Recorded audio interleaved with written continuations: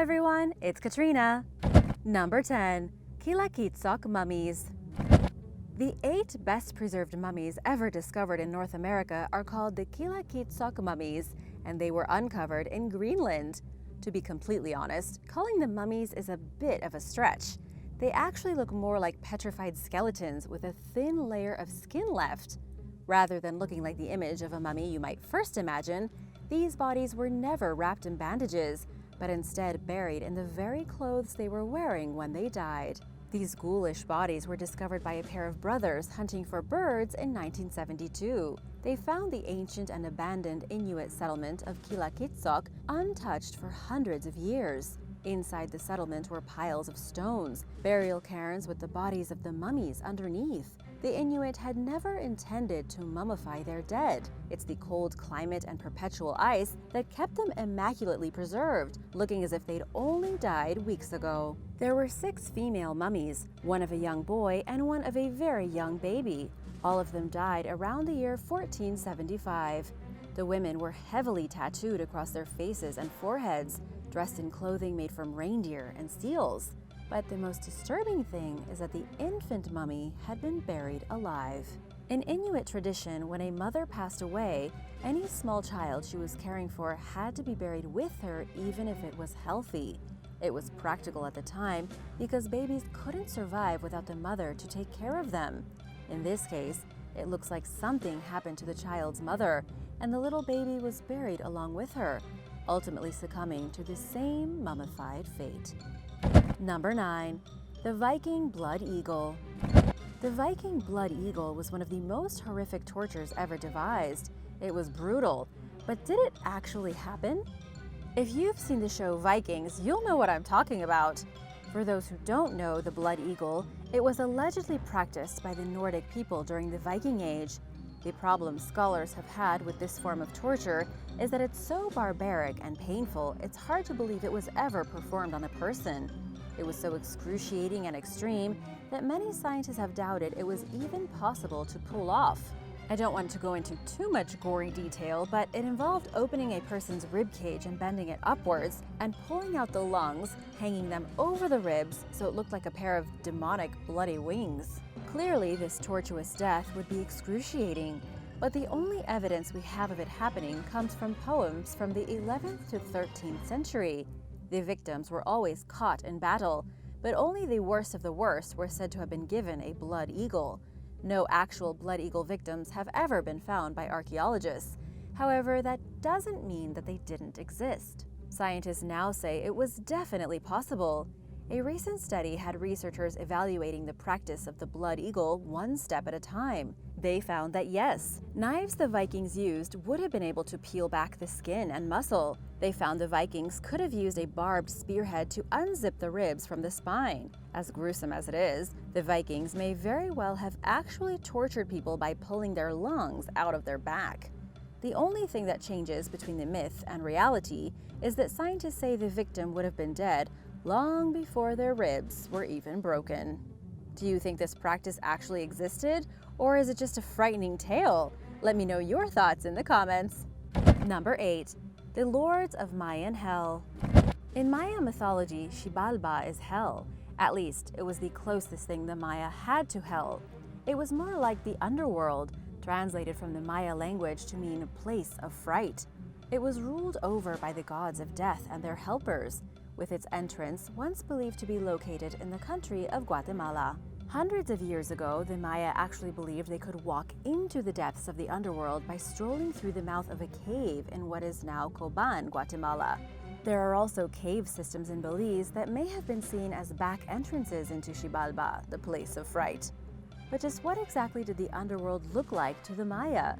It was a place of death, ruled over by 12 lords of Maya hell called the Lords of Xibalba. There was Honkame, the one death. Then there were the death lords beneath him, each one responsible for a particular form of human suffering. These lords were somewhat like demons, who worked in pairs in areas such as sickness, starvation, pain, destitution, and even fear. For example, Shikiripat and Kuchumakik worked together to sicken people's blood. Ahalmes and Ahaltokob worked together by hiding in dirty areas of people's houses and then stabbing them to death.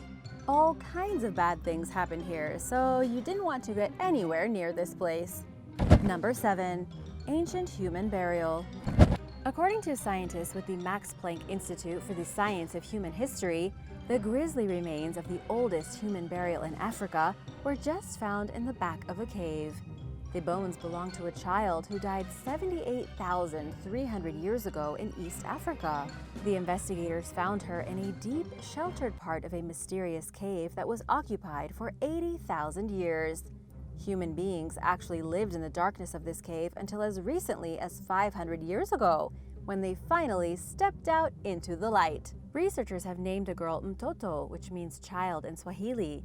She and her people lived in what is now called the Penga ya Saidi cave site, about 10 miles from the coast of Kenya. The girl died about halfway through the Stone Age, which lasted from 320,000 to 30,000 years ago. The dig revealed that her bones had been put in a shallow pit on purpose. And while that may not sound like a big deal, it is. This is the oldest example of humans purposely burying someone, regardless of how shallow the grave or how deep the cave. Number 6. Ancestral human remains. In 2021, the city of Surrey was spending $29 million to upgrade their sewer systems. Work had to stop when the contractors accidentally started digging up human bone fragments. Within just one day of work, the contractors had found 25 traces of human remains and 4,000 indigenous artifacts near a pump station in Surrey. They uncovered bones, spear tips, arrowheads, and all the telltale signs of a cemetery. In fact, this wasn't even the first time human remains were found in the area. According to the manager of Archaeological Services, Don Welsh, the ancestral remains of at least 700 people have been dug out of the ground around Crescent Beach. Clearly, the whole area was once a graveyard. The problem is that 40 years ago, there were no archaeologists on construction sites to stop the work. During that time, people weren't that interested in preserving cultural history. But now, it's a much more serious matter. The project stopped for 100 days and cost the city another $1 million to do additional archaeological screening. Even more human remains were found, but the First Nations asked that they be kept in the ground. Number 5. The Monk and the Alien. A monk named Hsu Yun was one of the most famous Buddhists of the Han Chinese in the 1800s and 1900s. He was born in 1840 and lived to the ripe old age of 119. He wrote poetry, had 2 Buddhist orders named after him, and he once met an alien. At least that's the way the story goes. The great Buddhist claimed that at the end of a prayer meeting, he climbed to the top of Mount Lushan and witnessed what he described as the lights of wisdom floating in the sky. It was described as a large sphere of light that came in from the central peak, dipped down, and then split into 10 separate spheres of all different sizes. The description sounds remarkably similar to modern UFO sightings. He didn't know what these balls of light were, but believed they probably had some spiritual value, so he offered his thanks at the temple for what he saw and left it at that. These days, there are some who are convinced he accidentally stumbled upon a group of UFOs entering our atmosphere. The problem was that Hsu Yun was so enlightened, he didn't even think about them being anything to fear or be surprised by. What do you think the monk really saw that night? Let me know your thoughts in the comments. And now for number 4, but first want to give a big shout out to Heather Privet and Lisa Schreiber. You guys are the best. Thanks so much for spending time with us. And if you are new here, don't forget to subscribe if you haven't already and join the Origins Explained family. Number 4, Journey to the Afterlife. A burial field in central Sweden, just outside Uppsala, was found to contain over 90 graves from the Iron Age. The site is called Valsgard, famous for its boat graves left behind just before the Vikings during the Merovingian period. 2 of the ancient boat graves, made around 1400 years ago, were found to contain everything a dead warrior would need to make the stressful journey into the afterlife. Some of the things are a little disturbing, and some are unexpected. For example, researchers from Norway found decapitated eagles, dead horses, and other slaughtered animals. They also found 5 pairs of oars in each boat to help paddle through the underworld. Helmets and weapons were included in case fighting needed to be done. even provisions and hunting tools in the event that the dead warriors had to fend for themselves. They were equipped with everything they could have possibly needed to fight their way through the underworld. But here's what's really unexpected. Sleep was one of the most important things for these dead warriors. Archaeologists found bedding made up of a lot of different animal feathers, but mostly goose feathers. The ancient people of Scandinavia believed that by sleeping on a bed of goose feathers, the soul would be released from the body. It was believed that if less desirable feathers from birds like chickens or pigeons were used, the deceased would have a much more difficult time rising out of their body. Number 3. Headless in Siberia. A massive grave has been found in Russia from 5,000 years ago, and discovered inside the grave were the remains of 5 people, all missing their heads. Archaeologists believe the headless corpses belong to the Odinov culture, a group of head cultists. Unlike headhunters from other parts of the globe, head cultists revered the human head. They decapitated people and then kept their heads to worship. The burial site, located near Novosibirsk, was found with 1 headless adult and 2 headless teens. However, researchers can't say what happened to their heads. They believe that after death, the heads were either taken to a sanctuary where locals could pray to them, or they were buried separately.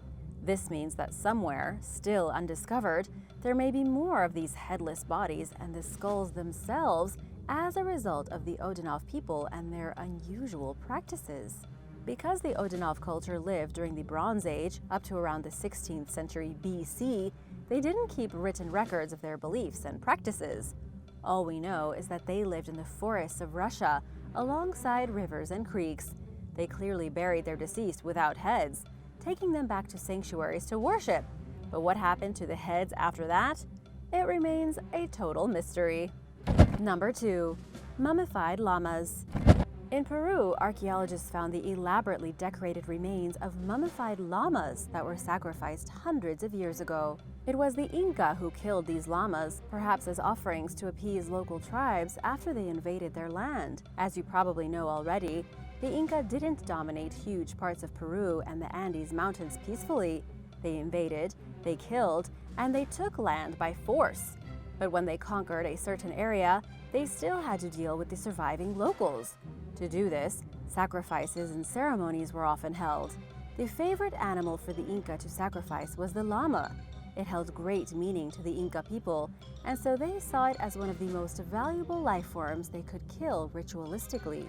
Researchers with the University of Calgary uncovered the remains of the sacrificed llamas at Tambo Viejo, an old Incan administrative center from which they oversaw the people in the Yaqui Valley. These are now the first naturally mummified llamas ever discovered, likely buried alive about 500 years ago. There was no sign of slaughter, so the animals probably died slowly and terribly beneath the dirt. Number 1. A tormented witch. In the small village of Lehedzin in Ukraine, archaeologists unearthed the bones of a woman who was 25 years old when she died. Experts believe she was a witch, burned alive 1,600 years ago. Of course, archaeologists don't believe she was an actual witch. It was the villagers who accused her of witchcraft. She was discovered face down with her left hand tied behind her back, something typical of witch burials in the medieval period. This was so the witch couldn't return from the dead to terrorize the villagers with her supernatural powers. The unusual thing about the burial is the age of the woman. Normally, it was older women accused of witchcraft. The only time a young woman was accused of being a witch was when she got in a romantic relationship with the wrong man. When a man committed adultery with a younger woman, or when a man of influence abused a younger woman, they often fell back on claims of witchcraft. They would say the younger woman had bewitched them by using love potions. This cleared the man of all wrongdoing, while ensuring the young woman was sentenced to death for using magic. But in reality, it was really just the man who couldn't keep his desire in check and needed a scapegoat to clear his name. Thanks for watching. Be sure to subscribe, and I'll see you soon for another shocking archaeological video. See you next time. Bye!